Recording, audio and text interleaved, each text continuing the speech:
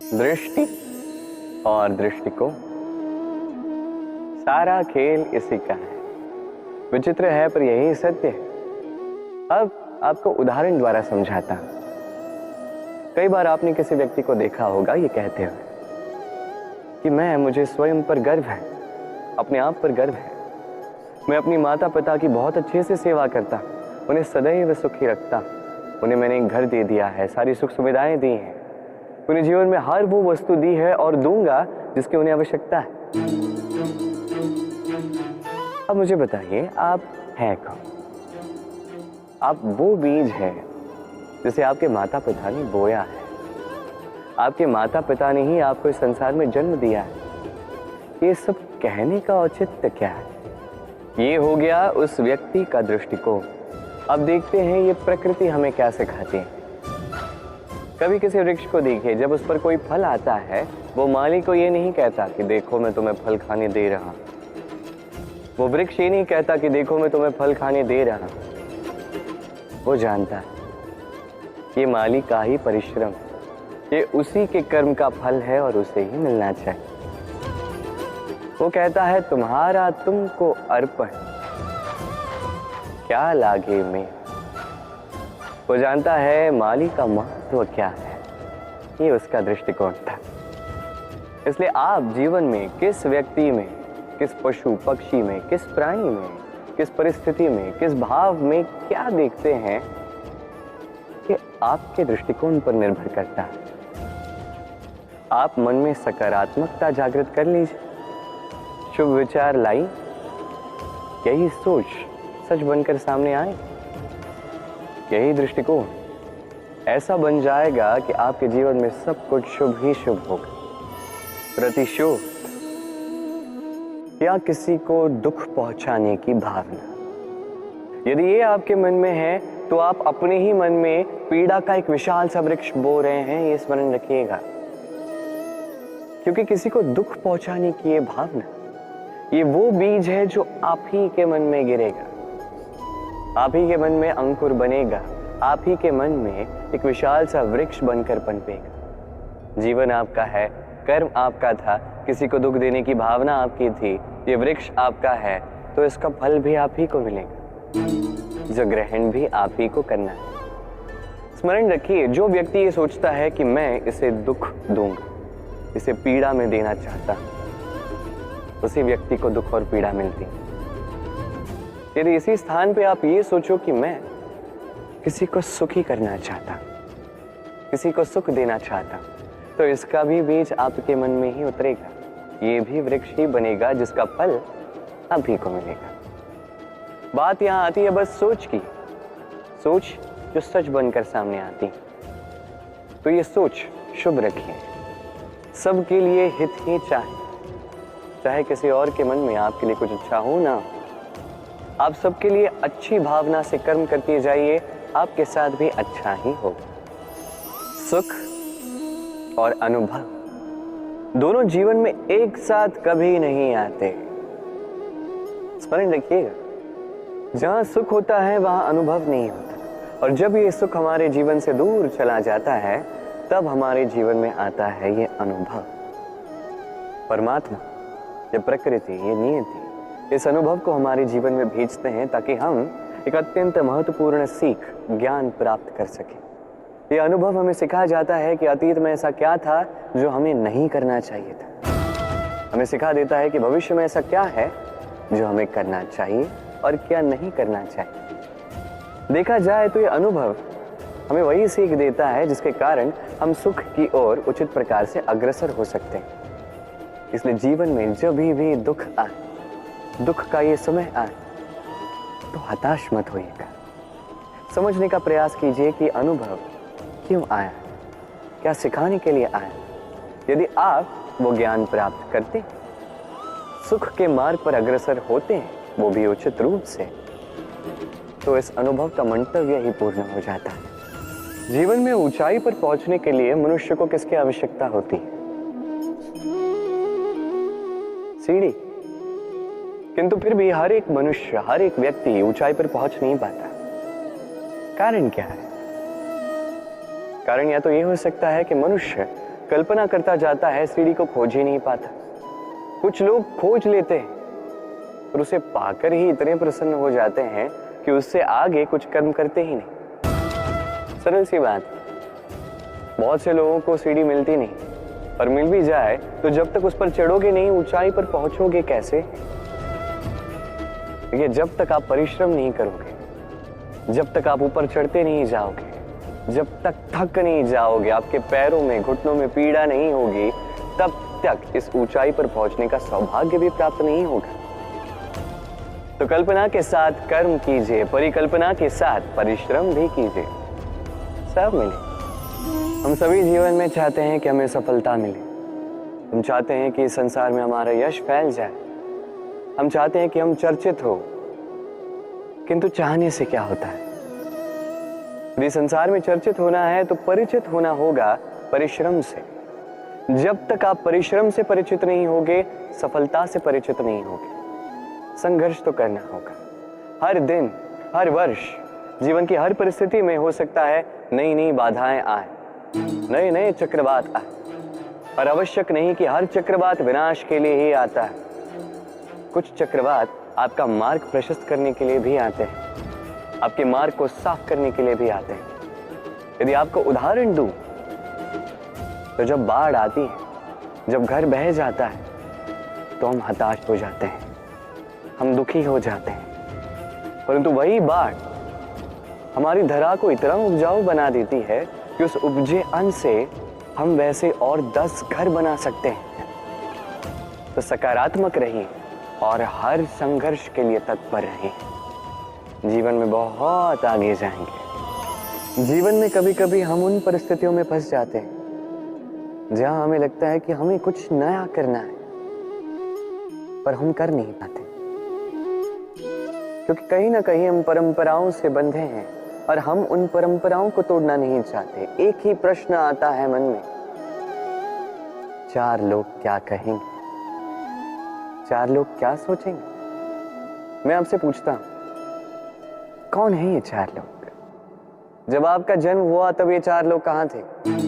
जब आप किसी विकट समस्या में फंस जाते हैं तब ये 4 लोग कहां होते? क्या आगे से आपको हाथ देते? क्या उन समस्याओं का सामना आप स्वयं करते हैं? इन 4 लोगों की चिंता त्यागिए। यदि आपको जीवन जीना है तो चिंतन कीजिए कि जीवन में क्या शुभ है और क्या शुभ कर सकते हैं। यदि वो धारा के विपरीत बहता है तो संघर्ष कीजिए, किंतु 4 लोगों की चिंता मत कीजिए। ये सोचिए कि जीवन में आप कौन से शुभ कार्य कर सकते हैं।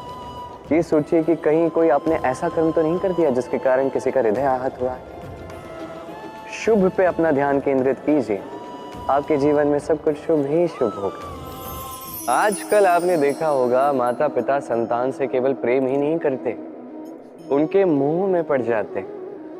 विद्यालय भी भेजते हैं तो सारी सुख सुविधाओं के साथ प्रयास करते हैं कि सदैव संतान उनकी दृष्टि के समक्ष ही रहे, किंतु भूल जाते हैं एक अत्यंत महत्वपूर्ण बात कि संतान को एक नया दृष्टिकोण देना भी तो उन्हीं का कर्तव्य है।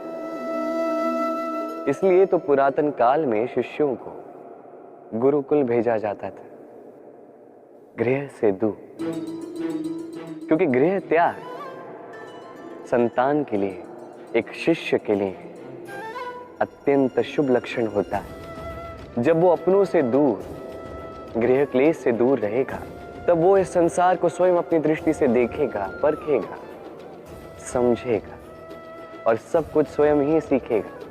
सीख जाएगा कि कब आक्रमण करना है, कब पीछे हटना है, कैसे इस संसार का सामना करना है, और ये आपकी दृष्टि उसे नहीं सिखा सकती, उसका अनुभव ही उसे सिखा सकता है। इसलिए स्मरण रखें, यदि आप चाहते हैं कि आपके संतान का विकास हो तो कई बार उसे स्वयं से दूर ले जाना पड़ता है। स्वयं मोह में रहेंगे तो उसका विकास कभी नहीं होगा। शक्ति एक अत्यंत विचित्र वस्तु है, या कह सकते हैं भाव। पिता सदैव चाहता है कि वो अपनी शक्ति पुत्र को सौंप सके ताकि वो शक्तिशाली बने, ये उसके हित में हो। और पुत्र सदैव चाहता है कि उसे पिता से ये शक्ति प्राप्त हो सके, किंतु शक्ति प्राप्त करने के लिए पुत्र होना पर्याप्त नहीं, पात्र होना आवश्यक है। यदि आपको सरलता से समझाऊं तो यदि आप सुपात्र हैं और आपको शक्ति दी जाती है तो आपको उस शक्ति का महत्व ज्ञात होगा, कहाँ उस शक्ति का प्रयोग करना चाहिए वो ज्ञात होगा, और ये शक्ति अर्जित की हुई शक्ति होगी तो इसका दुरुपयोग नहीं होगा। किंतु यदि यही आप कुपात्र होंगे और यदि आपको शक्ति दे दी जाए तो क्या होगा? देखा जाए तो ये शक्ति आपको दान में ही मिली होगी, तो ना इसका महत्व आपको ज्ञात होगा, ना इसका उपयोग आपको ज्ञात होगा। इसका दुरुपयोग होना निश्चित है। इसलिए यदि आप कोई शक्ति प्राप्त करना चाहते हैं तो पहले उसके योग्य बनिए, पुत्र नहीं पात्र बनिए। और मेरे साथ प्रेम से कहिए, राधे राधे। अस्तो मां सत्कमे, तमसो मां ज्योतिर्गमय, मृत्योर्मामृतम गमय। कभी आपने सोचा है काला रंग ना होता तो क्या श्वेत रंग आपको भाता? रात्रि का अंधकार ना होता तो सूर्य प्रकाश का अर्थ हमें समझ आता? ये थकान ना होती तो क्या विश्राम का अर्थ हम समझ पाते? ये भूख ना होती तो क्या इन स्वादिष्ट व्यंजनों का अर्थ हम समझ पाते? क्या इन सब का आनंद हम ले पाते? स्मरण रखिएगा, इस संसार में कोई भी भाव या वस्तु बुरी नहीं। यदि आप मानते हैं कि बुरी है तो किसी कारण से ये बुराई आवश्यक है, अन्यथा ईश्वर इसे हमारे संसार में रखते ही। इस बुराई का उद्देश्य है हमें अच्छाई का आभास करवाना, ताकि हम अच्छाई में अपना लक्ष्य साध सकें। इसलिए बुरों से कभी घृणा मत कीजिएगा, ये तो केवल भलाई की आवश्यकता के जनक है, उन्हें भले में परिवर्तित कीजिए।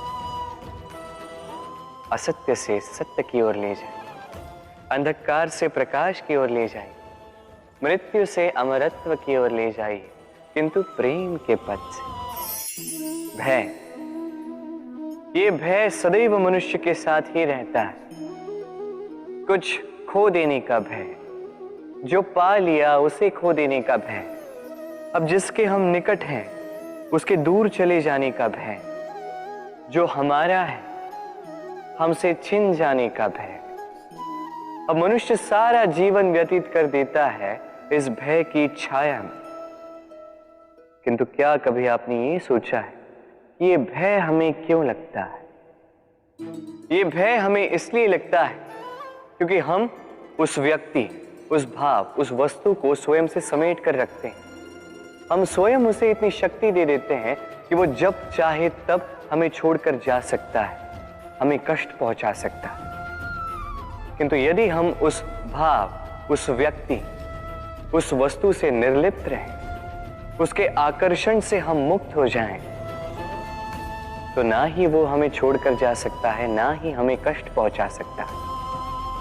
इसलिए स्वतंत्र रहिएगा और सबको स्वतंत्र रखिएगा, प्रेम को भी। सूर्य की किरणें कितनी दिव्य होती हैं ना, प्रतीत ही नहीं होता कि ये सूर्य रात्र भर अंधकार से जूझ रहा था। ये सूर्य प्रतिदिन उदित होता है, ये भुलाकर कि पिछली सांझ में ये डूब गया था, फिर से उदित होता है, सारे संसार को प्रकाश देता है। यही अंतर है हम में और सूर्य में। सूर्य बीती को बिसार कर आगे बढ़ता है, हम प्रतिदिन भोर में उठते हैं, वही पुरानी बातों को साथ लेकर चलते हैं, उसी कड़वाहट में स्वयं को लपेट लेते हैं। अब यही बीती बातों की श्रृंखला हमें जीवन में आगे बढ़ने ही नहीं देती। देखिए, यही जीवन है। भूल सबसे होती है, अपयश सबको मिलता है, सबकी यात्रा में असफलता लिखी है, सभी बुरे दिन देखते हैं। किंतु इन सारी बातों को भुलाकर जब जीवन में आगे बढ़ोगे, तभी तो इस संसार में इस आकाश में सूर्य बनकर चमकोगे, तभी तो इस संसार को प्रकाश दोगे। इसलिए प्रतिदिन जागिए, एक नए जन्म के साथ, एक नए उत्साह के साथ, एक नए लक्ष्य के साथ, क्योंकि ये बीती बातें आपको पीड़ा देने के लिए नहीं, केवल शिक्षा देने के लिए होती हैं। संसार में पति पत्नी का संबंध सबसे बड़ा संबंध माना जाता है और है भी। सप्तपदी लेकर 7 जन्मों तक दोनों एक दूसरे के साथ जुड़ जाते हैं, एक दूसरे के अर्धांग बन जाते हैं। अर्धांग अर्थात अर्ध अंग। क्या इसका महत्व आप समझ पा रहे हैं? अपना समस्त जीवन किसी के साथ बांटना। किंतु क्या संसार के सारे पति पत्नी एक दूसरे के साथ अपना समस्त जीवन बांट सकते हैं? क्या इसमें सभी सक्षम रह पाए हैं? अपना जीवन किसी और के साथ बांटने के लिए सबसे महत्वपूर्ण बात है स्वीकृति, स्वीकार करना। सामने वाले व्यक्ति को स्वीकार करना, उसकी अच्छाइयां भी, उसकी बुराइयां भी। संपूर्णतः रूप से व्यक्ति को स्वीकार करना होगा, तभी ये संबंध बढ़ेगा, तभी ये संबंध और भी सुंदर बनेगा। एक दूसरे के दोष ढूंढना, उन्हें गिनाना, ये केवल और केवल एक ही कार्य करता है, इस संबंध के जीवन का नाश करता है। बस बदले में होना ये चाहिए, एक दूसरे के दोष समझकर उन्हें आभास करवाए बिना उन्हें सुधार देना चाहिए, उनकी कमियों को उनकी शक्ति बना देनी चाहिए। यही तो होता है दाम्पत्य, यही होता है बुराइयों का दमन, और यही होता है गुणों का उदय। सम्मान, संबंध, दोनों एक दूसरे के साथ ऐसे जुड़े हैं जैसे दीपक और बाती। ना कोई कम है ना कोई अधिक, दोनों का अधिकार समान होना चाहिए, जैसे पति पत्नी का संबंध। अब इसमें पति का अर्थ स्वामी नहीं, साथी। उसका कर्तव्य है साथ देना, आदेश देना नहीं। और यह संबंध सहकार से बनता है, अधिकार से नहीं। हाथ बढ़ाने से बढ़ता है, उंगली उठाने से नहीं। यदि इस संबंध में एक दूसरे का मान रखोगे, एक दूसरे का सम्मान करोगे, तभी ये संबंध बढ़ेगा, तभी ये संबंध अभिमान योग्य बनेगा। राधे राधे। भाग्य, समय और कर्म। देखा जाए तो हम सभी इन 3 शब्दों से भली भांति परिचित हैं। कदाचित हमारे जीवन में हम इन तीनों शब्दों का सबसे अधिक प्रयोग भी करते हैं। यदि पूछा जाए तो हर एक व्यक्ति का दृष्टिकोण इसके प्रति तनिक भिन्न है। कोई कहता है कि समय ही है जो भाग्य बनाता है, कोई कहता है कि भाग्य ही है जो समय को बदल देता है, कोई कहता है कि भाग्य और कर्म दोनों एक ही तराजू के 2 पलड़े हैं। यदि आपको सत्य समझाऊं तो कुछ इस प्रकार समझाऊंगा। मनुष्य जीवन प्राप्त करना, मनुष्य के रूप में जन्म प्राप्त करना, ये भाग्य के हाथ में। मृत्यु को प्राप्त होना समय के हाथ में। ये दोनों हमारे हाथ में नहीं। किंतु मृत्यु के पश्चात भी सदा सदा के लिए अमर हो जाए, लोगों के मन में बसना, ये अवश्य हमारे हाथ में। और ये हम प्राप्त कर सकते हैं केवल हमारे कर्मों द्वारा। अर्थात कर्म ही है जो सबका आधार है, तो इससे कभी विचलित ना हो। संसार का सबसे घातक प्राणी कौन सा? कोई कहेगा बाघ, कोई कहेगा सिंह, कोई कहेगा सर। नहीं, संसार का सबसे घातक प्राणी एक कपटी मित्र। अन्य सारे पशु केवल आपको शारीरिक हानि पहुंचा सकते हैं, किंतु एक कपटी मित्र आपकी बुद्धि का विनाश कर सकता है, आपके विवेक का विनाश कर सकता है, सोचने समझने की शक्ति को हर सकता है। एक कपटी मित्र आपके जीवन को नष्ट भ्रष्ट कर सकता है। उसमें इतनी क्षमता होती है कि वो आपको विनाश के ऐसे दलदल में ढकेल दे जहां से निकल पाना लगभग असंभव है। और जब आपको सत्य का ज्ञान हो जाता है, तब आप में जागती है प्रतिकार की भावना, जो भी सर्वप्रथम आप ही का विनाश करते हैं। इसलिए जीवन में कपटी मित्रों से सावधान रहें और विश्वास लोगों पर सोच समझ कर ही कीजिए।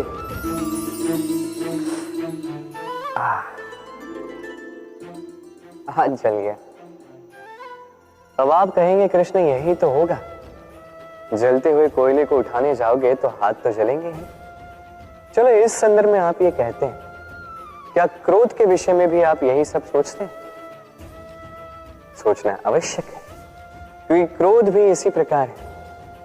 हम सोचते हैं कि हम इस जलते हुए कोयले को उठाकर किसी की ओर फेंकेंगे, उसकी हानि होगी, किंतु सर्वप्रथम हमारे ही हाथ जल जाते हैं। ये क्रोध सर्वप्रथम आपका नाश करता है, आपके आनंद को छीन लेता है, आपके स्वास्थ्य को बिगाड़ देता है, आपके अस्तित्व को जला देता है। तो इस क्रोध से सावधान रहिए। संसार में कुछ लोगों की ये तीव्र इच्छा होती है, वो बस स्वयं का नाश करना चाहते हैं। कुछ लोग मदिरा पान में चोर हो जाते हैं, कुछ व्यसन करने लगते हैं, कुछ सबसे शत्रुता पाल लेते हैं। यदि आप अपना नाश ही चाहते हैं तो ये सब करने की आवश्यकता नहीं, बस थोड़ा अहंकार पाल लीजिए। जी, आपने सही सुना, ये अहंकार आपको नष्ट कर देगा। ये कांटे की जितना भी नहीं चुभता, किंतु धार से आपको काट देगा। धीरे धीरे आपके सारे प्रियजन, आपके संबंधी, आपके मित्र, जिनसे आप प्रेम करते हैं, सभी को आपसे दूर कर आपको अकेला कर देगा ये अहंकार। यदि आप इस जीवन को जीना चाहते हैं तो विनम्र होना सीखें। यदि आप जीवन में स्वयं का नाश चाहते हैं तो अहंकार पालना सीखें। चयन आपका है, ये जीवन आपका है। कभी आपने किसी स्वर्णकार को देखा है? स्वर्ण उसका होता है, आभूषण बनाने की कला उसकी होती है, फिर भी वो बार बार स्वर्ण को गर्म करता है, हथौड़ी लेकर बार बार उस पर प्रहार करता है। इसलिए ताकि वो उस स्वर्ण को कुंदन बना सके, हर एक चोट के साथ उसमें छिपी खोट को निकाल सके। एक विवेकवान व्यक्ति को भी यही करना चाहिए। इससे पहले कि ये संसार चोट से आपको भंग कर दे, आप स्वयं में छिपी खोट को समझकर उसे निकालना सीखें। भले ही थोड़ी पीड़ा सहनी पड़े, ये कीजिए अवश्य। यदि आपको कुंदन बनना है तो स्वयं को स्वयं का स्वर्णकार बनना ही होगा। देखिए इस घास को, कितनी कोमल, कितनी मृदु। यदि इस घास पर चलोगे तो पांव की पीड़ा ही हर जाए। इसमें सो जाओगे तो एक मीठी निद्रा आ जाए। किंतु यदि इसी घास को आप ठीक से नहीं पकड़ोगे, ये आपकी उंगलियां भी काट सकती। यही कोमल घास आपको चोट पहुंचा सकती। इसी प्रकार हर एक व्यक्ति जो धर्म के पथ पर चल रहा हो, उसे चोट पहुंच सकती है यदि उसको धर्म के पूर्ण स्वरूप, उसके वास्तविक स्वरूप के विषय में ज्ञान ना हो। इसलिए जीवन में जो भी वस्तु, व्यक्ति या अवसर आए, उसके बल के विषय में, उसकी दुर्बलता के विषय में पहले जानकारी प्राप्त कर लें, उसके पश्चात ही निर्णय लें। ऐसा करोगे तो सफलता अवश्य मिलेगी। आपने कभी जीवन में सूर्योदय देखा होगा?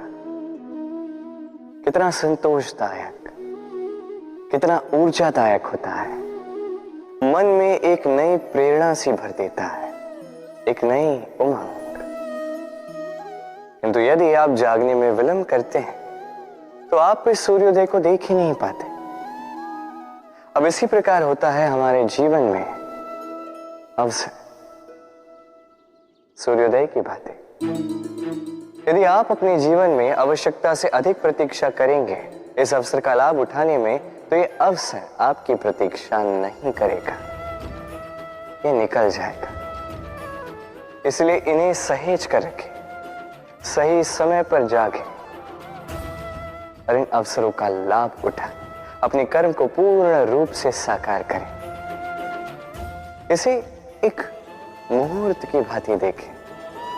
यदि ऐसा करोगे तो जीवन भी सूर्योदय की भांति ही होगा। इसमें संतोष होगा, इसमें गरिमा होगी और इसमें होगी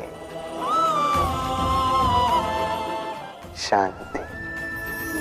हम जीवन में ऐसे कई लोगों को जानते हैं जो अत्यंत शक्तिशाली होते हैं, स्वयं की परीक्षा देने में कभी नहीं चूकते, अत्यंत कठोर होते हैं, दृढ़ निश्चयी होते हैं, किंतु फिर भी उन्हें सफलता नहीं मिलती। क्यों?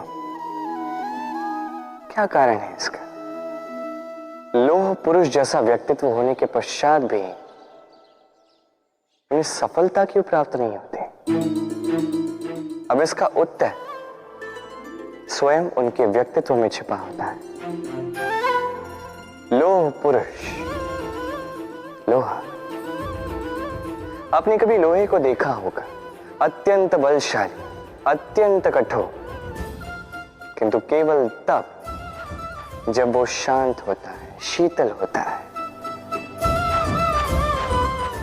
उसे गर्म कीजिए, आप पाएंगे कि वो इतना कठोर नहीं रहा। उस पर एक छोटा सा प्रहार कीजिए और